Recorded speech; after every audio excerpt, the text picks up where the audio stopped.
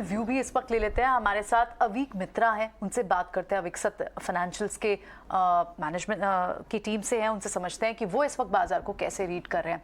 बहुत बहुत स्वागत है आपका अवीक। Good afternoon. हमने हालांकि आपके साथ हम एक पोजिशनल व्यू शेयर करेंगे बाजार पर, फंडामेंटल नजरिया के लिए आपसे जरूर बात करें, लेकिन आज का जिस तरह की मूव लगातार आज दूसरा दिन है, एक बार तो बनता है जो बाजार का सेंटिमेंट है, जो एक उम्मीद थी कि शायद अडानी की क्लैरिटी आने के बाद, रिपोर्ट पर जो क्लैरिटी आई उसके बाद शायद बाजार के सेंटिमेंट कुछ सुधरेंगे। कुछ देर के लिए ही बाजार में सिर्फ संभलता हुआ बाजार दिखाई दिया, उसके बाद भी कहीं से भी फियर जो है वो ओवरडन होता हुआ नहीं दिखाई दे रहा। आपका क्या व्यू बन रहा है, चाहे बैंक्स हो चाहे अडानी हो, इस तरह के? आई एम श्योर आपके इतने लंबे बड़े करियर में आपने कई बार ऐसे शेकआउट्स देखे होंगे। हाय, गुड आफ्टरनून। हाँ, हम तो देखे हैं पहले, बट ये जो हो रहा है अभी, ये दो तीन तरीके से आप देख सकते हैं। एक तो हिंडनबर्ग रिपोर्ट इज ए कारण, is a catalyst. The way the stock has gone up, if I take everything else, the way the stocks of the Adani Group has gone up, so it needed a catalyst to fall, basically. So if you can take a plain view, that और कुछ नहीं है, अदानी का share बहुत बड़ा था, अभी valuation एक रिजनेबल लेवल पे आ रहा है। एक तो एक साइड हो गया। दूसरा हो गया ये साथ में क्यों बाजार बाकी चीज क्यों गिर रहा है, इसीलिए कि जो बैंक्स है, वो बैंक्स के बारे में लोग थोड़ा चिंतित है। तो अदानी का और सीएलएसए का रिपोर्ट हो, जो कि आपने जिसने ही देखा होगा, मालूम है क्या, वो 80,000 करोड़ का टोटल लोन है इंडियन बैंक्स का, 2 लाख करोड़ टोटल लोन के बीच। लेकिन अभी मार्केट जो सोच रहा है, ये इसके पास कितना काउंटर गारंटी है, ऑफ बैलेंस शीट कितना रिस्क है, ये है और बाकी सारे, when the times are bad, many things actually come together and start haunting people. So that kind of situation has come in. उसके साथ ये जोड़ लीजिए, बजट आ रहा है सामने, उसका भी थोड़ा अनसर्टेनिटी है। तो ये सब मिलके एक तो माहौल पड़ा है ऐसा, क्या उसमें कोई व्यू अभी लेना for retail investors, I do not think is advisable. अब 2 दिन तो आराम भी कर सकता है ना, देखिए मार्केट कहाँ पर जाके रुकता है, क्या करता है, क्योंकि इतना वोलेटिलिटी है। जो अदानी स्टॉक सुबह मॉर्निंग में 10% ऊपर खुला था, 15-20 मिनट के अंदर 10% का सर्किट लगा था, फिर नीचे आते आते फिर 12-14% गिर गया था, फिर अभी थोड़ा ऊपर आ रहा है। तो इतना वोलेटिलिटी के अंदर आई थिंक कुछ ना करना बेस्ट है, rather than do something. Sometimes right. doing nothing is much better than doing something. जी हाँ, एक्टिविटी तो एक बात हो गई। बहुत बहुत शुक्रिया बात करने के लिए हमसे आज। ये बताइए कि बाजार का स्ट्रक्चर कैसे देख रहे हैं आप? बाजार में रिटेल पार्टिसिपेशन, एचएनआई पार्टिसिपेशन, क्योंकि आप एचएनआई से काफ़ी बात करते हैं, और सेंटिमेंट ऑन ग्राउंड, क्योंकि इसको भले ही हम एक्सेल शीट में नहीं डाल सकते, लेकिन ये सारी चीज़ें भी प्ले आउट करती हैं रिटर्न्स में मीडियम टू लॉन्ग टर्म। अच्छा जी, आप एब्सोल्युटली राइट। अभी मार्केट का सेंटीमेंट एक्चुअली हिंडनबर्ग रिपोर्ट आने से पहले भी थोड़ा खराब ही था, क्योंकि आप दो चीज नोटिस कीजिए। जब किसी कंपनी का रिजल्ट खराब आ रहा है तो उसका 10-20%, 10-15% प्राइस टूटता है।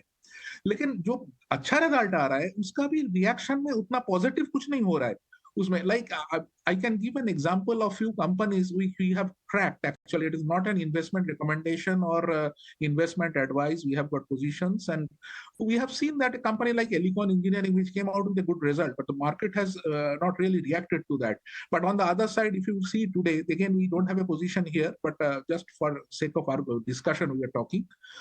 Heranba Industries, which has come out with a bad result, and immediately the market has closed with a 20% down circuit. So this kind of situation shows that the market is basically jittery. जिसको खराब हो रहा है उसको पीट रहा है, जिसको अच्छा हो रहा है उसका उतना ज्यादा भाव नहीं दे रहा है उसका.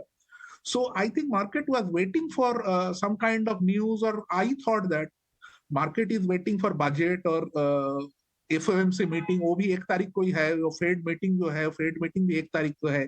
1 तारीख को 2 इंपॉर्टेंट चीज है. वो फेड क्या बोलता है वो भी बहुत मायने रखता है हमारे लिए. और बजट तो है ही, लास्ट फुल बजट है इस गवर्नमेंट का.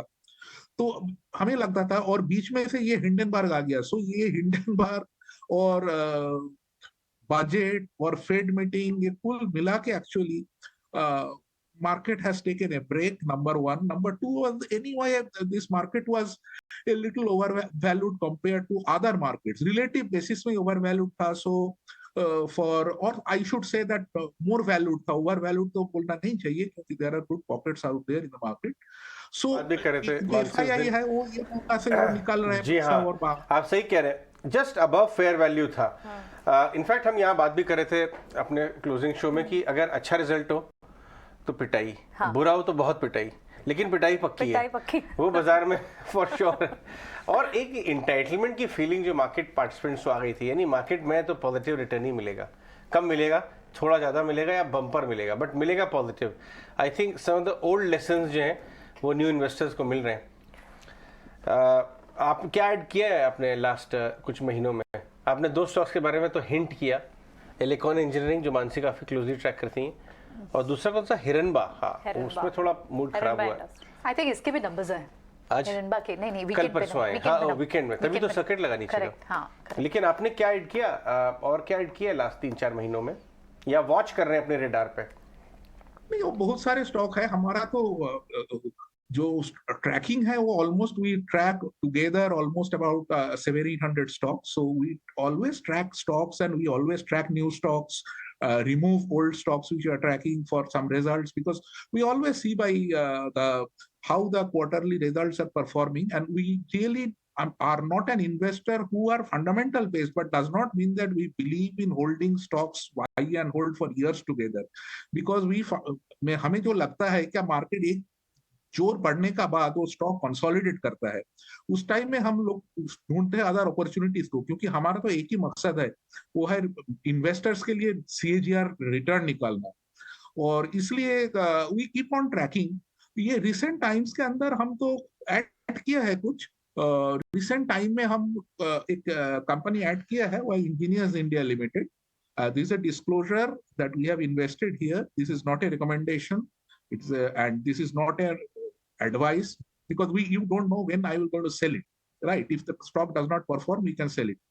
So these are the only addition we have made in recent times, because हमें लगा है valuation अच्छा है, dividend yield अच्छा है.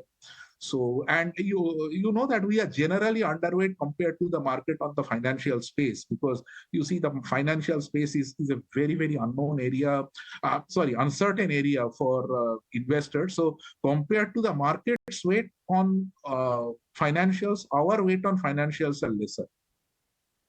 एब्सोल्युटली। और इस बीच पंजाब नेशनल बैंक के नतीजे भी आपके टीवी स्क्रीन पर आप देख रहे हैं। अविक, जस्ट कमिंग टू यू, एक बार ये नंबर्स जो हैं हमारे व्यूअर्स के सामने रख देते हैं। स्टैंड अलोन मुनाफा जो है उसमें कटौती है सालाना आधार पर। On the face of it net interest income का आंकड़ा जो है वो बढ़कर आया है, 7,803 करोड़ से बढ़कर 9,180 करोड़ के आसपास आता हुआ दिखा है। लेकिन मुनाफे के फ्रंट पर कमजोरी है, एनपीएस गिरे हैं, प्रोविजनिंग भी डाउन होती हुई दिखी है। नतीजों के बाद हम देख रहे हैं स्टॉक में करीब 3% के डाउन, यहाँ पर गिरावट के साथ स्टॉक में प्राइस मूवमेंट आती हुई, तो क्लियरली रिजल्ट का इंपैक्ट है जो कि पंजाब नेशनल बैंक में। अभी coming back to you, good afternoon.